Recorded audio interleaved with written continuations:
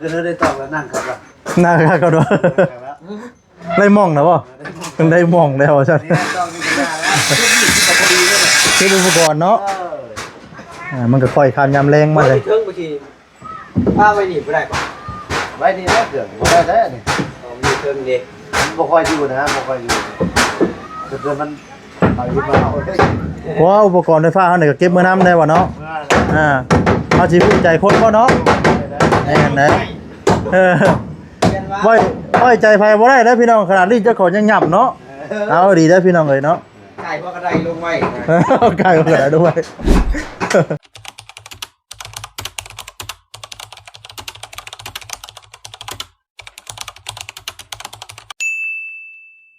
พี่น้องเลยเนาะพอคลิปที่2มาพี่น้องเลยเนาะพี่น้องเนาะสำหรับคลิปนี้กับทักทายสบายดีเลยพี่น้องเด้อเนาะสบายดีพี่น้อง FC กันทุกสู่คนพี่น้องเนาะว่าสิอยู่ในและกระต่างประเทศพี่น้องเลยเนาะไปที่นี่ต้อนรับเข้าสู่ช่องบ่าวซารีชาแนลอีกแล้วพี่น้องเลยเนาะพบกันคือเก่าคือเดิมพี่น้องเนาะอยู่ทางน้องโอพี่น้องเลยเด้อสบีดายเด้อนี่ห่าวเนาะ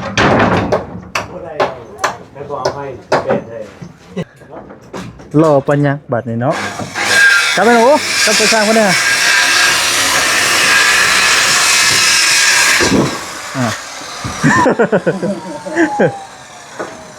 ปีนี้อุ่นแม่อุ่นบ่อุ่นเลยคนยังเป็นอยู่เนาะทำไมสร้างเดือดเท่าไหร่เนาะ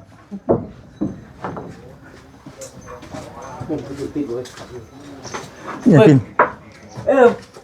เบิกจะไปซ้ำมาเว้นยังไงนิกเบิร์ดบ่ฮะนิกเบิร์ดสิครับเว้ยเพิ่งนั่นก็ตื่นตื่นขึ้นมาวันนิกเบิร์ดใหม่อะไรวะนิกเบิร์ดมันสบึกเอาเรียกนิกเจอใหม่แล้วดิ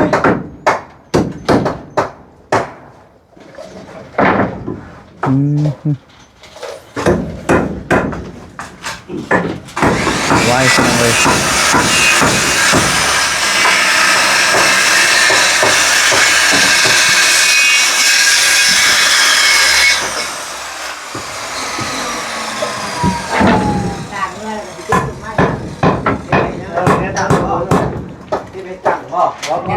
เก็บไว้เลี้ยงไว้นั้นให้เป็นที่เป็นทางกันนะเพราะว่าบัดตามกันได้มันจะจับสบายเนาะเดี๋ยวมันคือว่าแล้วเพิ่นยังเบียกอยู่ได้ตอน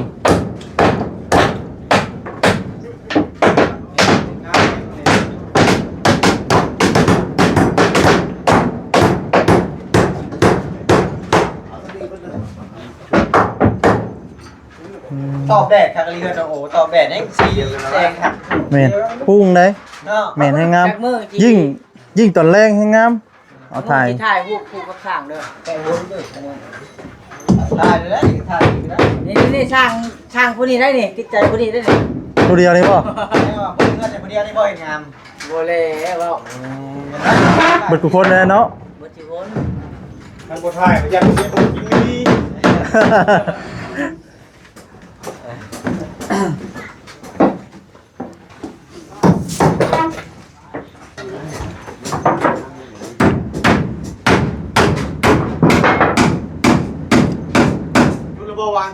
อยู่ที่ไหนมาตามกู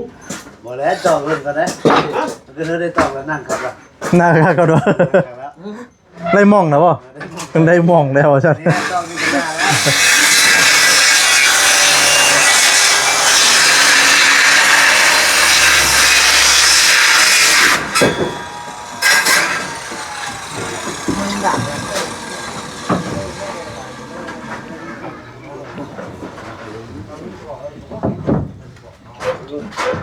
เดี๋ยวบ่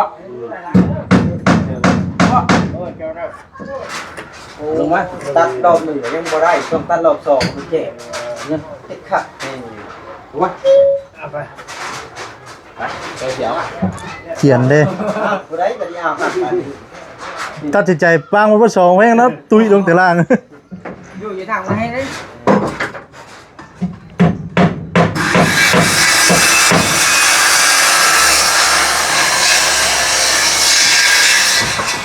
พี่น้องเนาะนี่เป็นตลาดบันอ๋อครับเป็นยัง เห็นแล้ว มาได้น่ะไปแล้ว เริ่มเตะมาเลย มาได้น่ะ มาสั่ง โอ้ย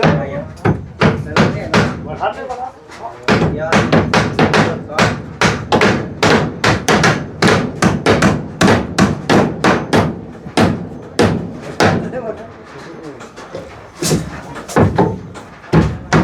ไปกับไทยบ่จ่อยบ่ คือว่ามีบ่อจ้อยเนาะ ฮะ คือว่ามีบ่อจ้อยแล้วก็มีแร่แล้วก็ มีวันน่ะผู้นึงนะวันน่ะคือเพิ่นผู้นึงผู้ใหญ่วัน อ๋อเป็นมาแล้วบ่ แม่ครับทุกน้ำเฮาเว้ยทุกน้ำ ตุงน้ำเจ้าเด้น้องโอ แล้วไอ้ที่เหลือฟังพี่อยู่ อ๋อนั่นบ่ เปิดเอาเข้ามาได้น่ะสิออกได้น่ะขนาดหลัง ว่าเลิกแล้วก็ขี่ฟังพี่อ้าว มันบ่ได้อยู่ได้เด้อ ห่านแบบนี้เนี่ยเชื่อก็ได้ห่านนี่ขี่เข้ามาอยู่บ่ บ่แล้วชุดนั้นตัวอ้ายเด้อได้น่ะออกได้ จะทำเบิ้งบ่แม่นจะทำเบิ้ง เฮ้แล้วเขามาอยู่ เนี่ยเชื่อคนนี้ แสดงลูกพี่จะแห้งเนาะ จักเลยนะ พูดใจลูกพี่นะเนาะ จับตัดจับไปกันแห้งกันนี้ ว่าแล้วพี่ โอ้เป็นว่าเราไม่ได้เคยไปเจอใครก็ไม่บอก อ่า ต้องเชื่อมา ต้องเอาไว้ใกล้ๆเนาะเนี่ยว่าน้องโอจะได้กล้าม ได้แล้ว ได้แล้วบ่มันสิเดือดตะก้างบ่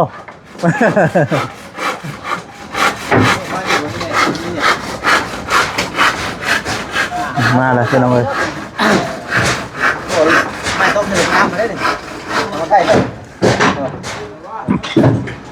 พอแล้วเนาะ ทำใกล้แท่นถอยออกไปมาไป ถอยไหมนะ ถอยบ่อันนี้บ่ ถอยไหมอย่าถึงรถไปดิไม่ใช่ นี่จังไงเป็นยังไง ไปซื้อน้ำบ่สีน่ากินน้องบอยพี่น้องเอ้ย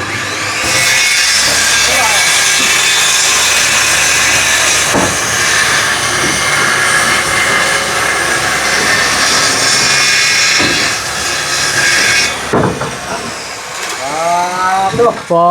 ได้ยังไง ดอกกุหลาบบาทนี่ หลอกกูแดงกูหลอกกูหลาบ สีแดงแดง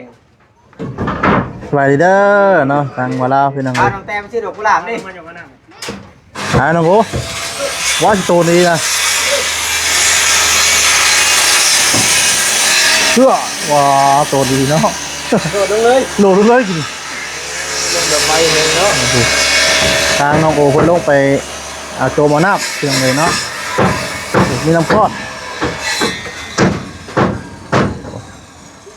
พี่น้องเลย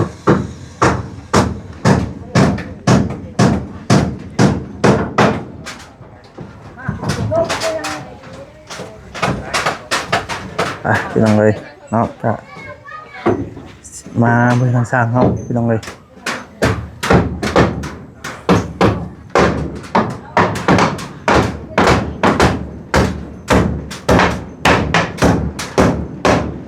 คำว่าแรกก็ยังเดือดแต่ทางหน้าเนาะคำบ่พอนั่นได้ ไอ้บอกเขาแล้วเลยยังไง เอ้าเต้นน่ะนะเต้นนี่เด้คำว่าแรกยังเดือดแต่ทางหน้าอ่า แล้วก็แล้วเบิดตัว ยังเดือดแต่ทางหน้าเห็นกับขันห้องนี่เด้น ขันบ่ ขันห้อง อันนี้เอาขันเดี๋ยวเอาใหม่เลย10 ไปเลยที่นี่ แต่เนาะ ตอกคือเลยขันเนาะไม่ได้ก่อนสิบ่น่าจะบริสุทธิ์เนาะก่อนยังแล้วคือบ่อยถึงเรียงหรอก มันกับคนละเลวกันเลยเนาะมันกับเข่าคนละม้วนแล้วมันกับนางคนละม้วนแล้ว การเฮ็ดนะกับบ่เปลือง แมนอยู่มันกะทิมัน การใช้กันแม่เนี่ยเขาจะว่า แมนอยู่แต่ว่ามันคนละม้วนกันนะเนาะ อ๋อนี่ก็นั่นแหละก็เอาไปที่ พอมีที่บอกป่ะ เพราะว่าพื้นกระจายใจนะ อ๋อ ถ้าว่าเอาไม่ดิ้ว แมนอยู่แมนอยู่ เ งานคือกัน ที่เป็นร่มขับกันเองชอบเลยดังมาเด้ออยู่หัวครับเมียอยู่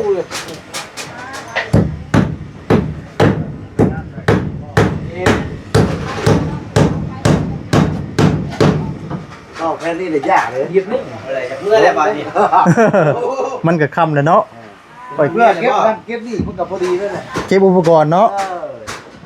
มันก็ค่อยคามยามแรงมาเลย เทิงบางทีป้าไว้หนีไม่ได้ป่ะไว้นี่นะเถื่อนได้ได้นี่มีเทิงดีบ่ค่อยอยู่นะบ่ค่อยอยู่เถื่อนมันเอาอยู่มาเอาได้ เพราะว่าอุปกรณ์ไฟฟ้าเขาเนี่ยก็เก็บมือน้ำได้วะเนาะเอาชีวิตใจคนก็เนาะนี่เห็นไหมไว้ใจไฟบ่ได้แล้วพี่น้องขนาดนี้เจ้าของยังหยับเนาะเอาดีได้พี่น้องเลยเนาะ ไก่พวกกระไดลงไว้ ไก่ก็ได้ด้วย ซีมันจะมีกระไดว่าเขาจะขึ้นเอา นี่ขึ้นได้เนาะพวกมึงชูนี่ขึ้นได้เนาะ ขึ้นลายเนาะ โอ้น้องโอเตรียมไม่กวดหรือว่าปัดเด้อบัด ชอป่ะ มันตอกเยอะเนาะสารน่ะคิดว่าตอกให้ยัง มาเก็บไม่ตอกพี่น้องเลยเนาะ เขาก็หล่นเลย ตั้งนั่นกะสาวเทืองเราก็พุดพี่น้องเนาะพุดดินปั๊บหน้าดินไว้ในกระลงกระลางแล้วพี่น้องเลย เคยได้หรอ เข้าใหญ่เลยเข้าใหญ่เข้าใหญ่ด้วยอ่ะ เอาคือแบบนั้นเหรอ เออจะเป็นนั่นแหละเข้าใหญ่จ่อย กระเถาใหญ่บ่ เอาแค่แหละคนที่เพื่อนนะ เอาใส่กะทิแล้ว ตัด โอ้บอกเองคุณเอาใส่กะทิกูบอก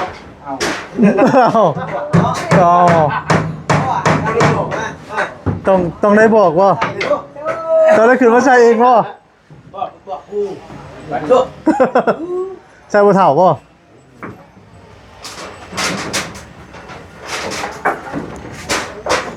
ใช่ไหมแข่งติ๊กไว้ไหมมันร้ายเลย มันเปื่อยเนาะ ก้อนก้อน น้ำก้อน นี่เราเป็นมัน อืม ขาดจัดนี่ตัวนี้อะไรวะมาเลยได้ฉากไหมได้ฉาก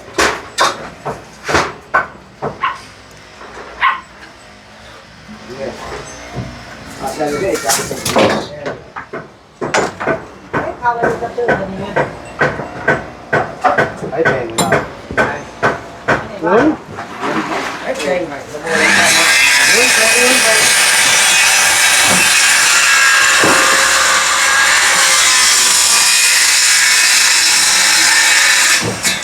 ตัดตอนนี้ก็ตัดเป็นไส้มันเดิมสูงไงเนาะ จะมาตอกพ่อตัวเองไว้เลย แต่ต้องได้เห็นห่างให้รู้ทั้งกลางเลยเนาะก่อน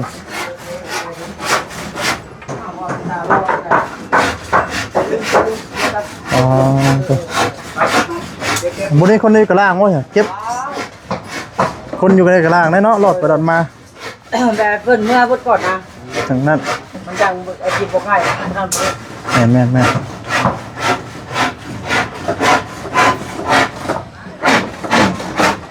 อ๋อลูกสะเทือนแล้วนั่นเนาะน้อยๆนี่ก็เฮ็ดเวียกพี่น้องนะครูปรับดินพี่น้องนะครูจุยๆอยู่ทุกมันเลยพี่น้องเนาะลูกสะเทือนก็ได้ครูน้อยๆนี่แล้วก็ปรับดินไว้ แล้วพี่พี่น้องโอ้ยพ่อแล้วบาทนี่ อ๋อชื่อตื้อมีไว้ ชื่ออะไรชิปคูณเช้าพ่อเก่าแล้วโอ้ชิปคูณเช้าอีกแล้วพี่น้องเอ้ยเดี๋ยวมันจะ55,000 โอ้ยแนวมันดอก รวมทั้งหมดเป็นแสนทิปได้นี่ไล่แต่ค่าดินชื่อได้นี่ ดีแล้วพวกนั่นเนาะแต่ถ้าน้องของคนได้ปลูกข้าวปลูกหญ้า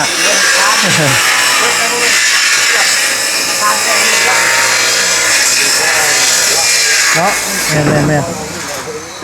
อ๋อถือว่าดีใจน้ำเด้อน้องเด้อได้ดินใหม่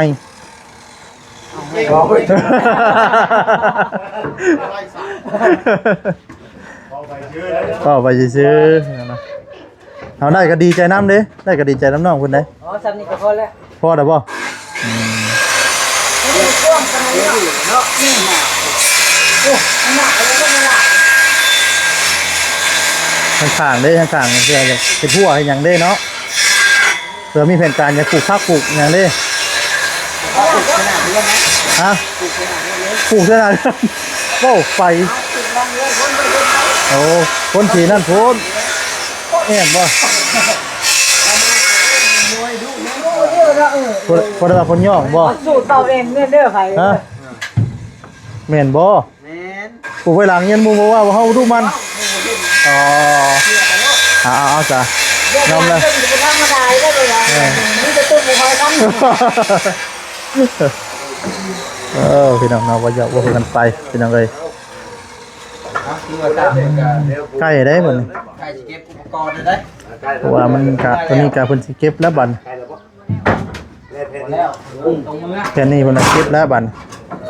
โอ้ยต่อไปอีกว่าเนี่ย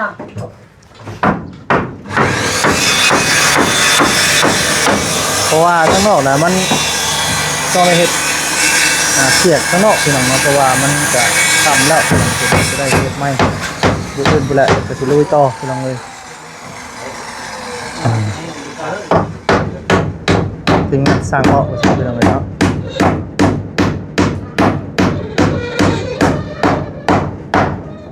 ดีได้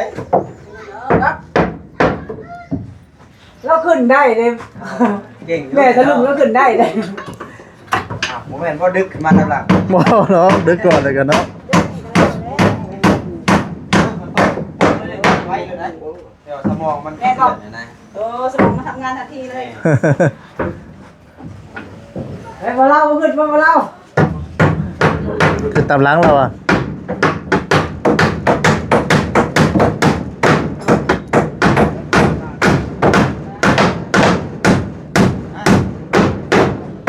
แม่นั่นแหละ จะเห็นใหม่เนาะเอาโคตรอุปกรณ์บาดเนี่ย เมื่อแล้วบาท เดี๋ยวลง ประตูตรงกลางเนาะ โคตรอุปกรณ์แล้ว เป็นซีเหมือนวะ มึงดูไหม มาทำอะไรคือเลยเนาะ เราไรกูพอวูกูพอเลย ประตูตรงกลางทางนั้น ว่าใหญ่ทุกคนก็ให้ได้นั่นน่ะฮะกูเลี้ยงเลี้ยงแล้วกูปล่อยย้าย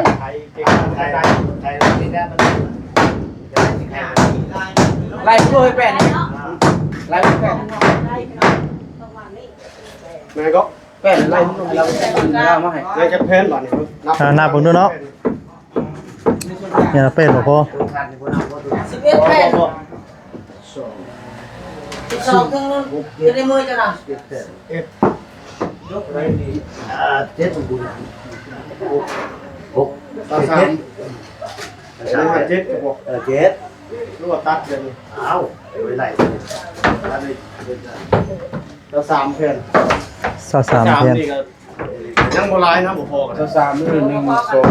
4ใส่พุ่น4แผ่นเลยอยู่ดิ5 สี่ 1 2 3 4เด็ก4แผ่น สี่ตัดหญ้าสี่ยังยังสิบเก้า งัว เก้าบ่บ่ไล่ ตัด นี่ งัว ไล่นี่มาไล่ลุมบุญจบลุมบุญรู้จักก็เอาลุมบุญ คนขึ้นก่อนสิเนาะ เอาลุมพอไปเยี่ยมมา หญ้าดกเลยเขามาหูก็ได้2หลักลองพี่5แพนก็5แพนนะแสดงว่าแถวนี้ทิ้งงานเองเอาดินดงทิ้งงานหญ้าเบิ่งสังเกตหญ้า การใครมีเงินนี่เนาะซื้อว่านี่แล้วปลูกยางหรือว่าซ้ำชิ้นนะ เอาดินดงบ่จ้าได้ดงนี่ บ้าเราสื่อยังเราขาย ฟังสื่อบ้านก็ดุงเนาะ เป็นพ่อบ้านปลูกยาง สี่แพนโอ้ผูกยาวจะได้เงิน50,000นี่วันชนทันนี้แรกได้เงิน50,000 มันกินถึง เราชื่อวิโก้ได้เป็นพันเลย มันกินถึงเนาะ 15ใช่นี่ ไล่ไม่ ได้ยังไง ฝาพี่น้องเลยเนาะ 15แต่นี่คุณนี่15ก็ได้แล้วแถวหนึ่งครับไปน้ำไรตัวนั้นยังครึ่งแผ่น15ประมาณ8แผ่นประมาณ8แผ่นเอามาอีก15แผ่นมันใส่เป็นปูนี่ เป็นปูพร้อมเลย เด้ทั้งที่น้ำ15แผ่นแม่นละทวนดิทวน โอ้ยก็ได้กับเช้า เอาเลยอันนี้ไล่เป็ด นี่ก็ ที่ขอบมือเลยมือ นั่นแหละ ตัวเทิงนี่ได้แล้วว่าตัวเทิงนี่ มือเลย ฮะเอาชาวเพศเนาะดีไรใช่นั่น ขอบขอบ หักหัวตรงเลย เลย อันนี้ก็มอบหัวแป้นน้ บอกว่าม อบแล้ว บอกมาเลย มอบเบิดนะ บอกพอกันได้ ทันได้ติ๊บเพ่งกว่านี้ อ่าเฮ็ดดีมีรางวัลบ่ ได้ตีมางานพอดี โอ้ย มีเหตุผลที่เครื่องอีก พ่อยังผู้ชดชิมือได้หาว่าใช่ตอนตายอยู่ จุดเราถือด้วยแรง สีนะ ยังน้อยเดียวนึง ซื้อมาอีกแล้ว พ่อเนาะ บ่พอได้ยังไม่ทำไมดิ ยังอีกเพิ่น เอาแผ่นน้ำทุกเฮ้ยมันจะมีแก๊สนึงเลิกทั้งท่าดิบานดูดิ ยังว่าประตูอีกเนาะ แก๊สนึงเลิก ราคาลูกติ่งดิเนาะ ลูกติ้งอีก 2 บาท นี่ อ่า แก๊ส ลูกติ้ง100เลย อันนี้ ลูกติ้งอีก โอ้ยกันเฉาชื่อคนมาโล อันนี้ อ่าน้องโออึ้งเลย ธรรมดาดิ จะแก๊สแหละนี่สรุปแล้วนะว่าจะแก๊สแหละเดี๋ยวนี้ใช่น่ะบ่แม่น ท่านว่าไม่ได้คนอื่นนี่ชิบเชื่อนี่นี่ช่างท่านก็ดีเลยดี เราคือว่าทางลักกินแล้วเนาะ ท่านว่าขนมยังว่าช่างสิกิน ทางลักกินนำมาจ้ะ กินหัวมันบ่มีน้ สร้างเก็บอาวุธคู่กายได้ทางนี้เนาะ จางรักกินเตรียมจองเมนูเราได้ โดดคนอุปกรณ์เลย อ่าเตรียมแล้วบัดลงแล้วเนาะลงเหยียบบัดโอ้ยนายปังง่างเลย ำยังตัวนี้เนี่ยครับ ยังตัวนี้แผ่น อ่า ตัวนี้ มันนี่เพิ่มไปอีกแล้วเนี่ย ตัวนี้มาไล่ใช้นี่รถนี่จักแผ่นนี่ไล่รถนี่ พอมันจิบถึงเอาตัวตั้งดิไล่เอาผ้าหัก บอสก็ค่านี่แล้วหอดนี่เด้ ก็ไล่ข้าวนี้แล้วดิ ไล่รถจักแผ่นนับรถ ตัวนี้นะ พอไล่เอาแต่แผ่นนี้ 10 แผ่น 10 แผ่น 11แผ่น แผ่นตัวนี้เขานี่คือชิป เอาเลยเอาเลยบ่ชอบกันแล้วบัดนี้ เอาแม่ไปเลยแม่ 11แผ่นผู้ที่ชาร์จเพชร ร้านที่เป็น อ๋อ แผ่น ตัวสิไปบ่ได้เด้น่ะ ไปเลย30ก็พอได้อยู่ดอก 30 30 ได้ได้ มีการลดลงอีกเนาะ นั่นมันโอเค 30แผ่น 30แผ่นเด้อจำไว้เด้อ ไม่สิบอกสิแผ่นไล่มา 4แผ่น ได้ไปเลย3ล้าน 4แผ่น กดจุด 3ล้านไป 2 4 6 8 10 15โต4แผ่น 48 15โต 5บาทนี่ แผ่น30 ก็มอง 45 แต่ว่าเลขตัวนี้บ่จักเลย อ่าเลยเนาะสร้างให้เลขแล้วบัดนี้เนาะ บ่ได้เมื่อบ่ได้ยังบ่ได้ ไม่ดีเด้อรถไทยใช้รถไทยเมื่อไหร่ คือบ่เห็นให้มันแล้วเนาะ อ่ะ คือบ่เห็นแล้ว เพื่อนสิตี แล้วครับเพื่อจะออกมาอีกคน ถึงเวลาเลิกเลิก มีล่างๆ มี นี่ คืน ว่ายันว่าเล่นงานเด้ มันได้ตีละบ้านได้ไป ตีละครั้งเลยอยากย่าแล้วบ่ ถึงเวลาแล้วมัน ไป ไป ไปเห็นเพียงเจ้าของต่ ต อ อนเวลายามกินข้าวเนาะ คำว่าตีนะมุ้ยน่ะคือยาแล้วบ่ โอ้กันยามเลยได้ เฮ้ยไปมา มาไทยนาต่ออีก ธรรมดา ดำหน้าแหละนี่นะดำหน้าแหละ ยังไทยหุ่น ที่เหลือเลยยอมคือบ่เมื่อย เนาะ เมื่อยก็โอ้น้องแล้วผมมีปุ๋ย ว้าย ไทยสิบ่อยาก ได้ เมื่อย เดี๋ยว ขั้นห้องนาเอานามาไทยนาเมียพี่พ่อ มีคนอะไรกันเราอะไรว่าลงไปปากไม้เดี๋ยวมันเมื่อยคือบ่เมื่อยเลย ตายชั้นเดียว เจ้ารถย่างรอหน้าอยู่อย่างนั้นเตะสั่งนี่ ไว้นี่พ่อฉากกันเถอะ ฮะ ไว้นี่แล้วเนาะ ใช่เนี่ย ฉาก6เลย ไปหาแล้ว ประมาณนี้แหละเป็น เอาตัวนี้สินะ ปลาแล้วปลานี่ โดยเดินทางปลอดภัยเพื่อพ่อกันไหม ตามเมื่อทันทีเรา ไป ไป ที่แสงไทย เอามือขึ้นสายทางมา กูเจียวมือไว้ครับบ่ได้ใช้ ตัวคนสายมือเริ่มดีจากมือนายกำไร ใช่ยอด 60%เลยนี่เนาะ ขายเลย ได้แล้วบ่ 50เดี๋ยวจะเนาะ อะไรพอเราบอก60% 70แล้วบ่จัก ลงแล้ว 75บ่ 75แล้ว อ่า เรือเตะ เรือนี่กับเทพื้นชื่อเด้ ลงไปแล้ววะเฮ้ย 75ได้ บนดงบันไดเนาะ ถ้าบ่ งานตบแต่งและงานช้า เอาผูกไว้ เอาซ่าแล้วกันจบคลิปแล้ววันนี้ พัก อืม เขาวงกลมเลยกันมื้อนึงบ่จัก เข้าบ้าน เข้าบ้านนะโอเคเขาวงกลมว่าซั่น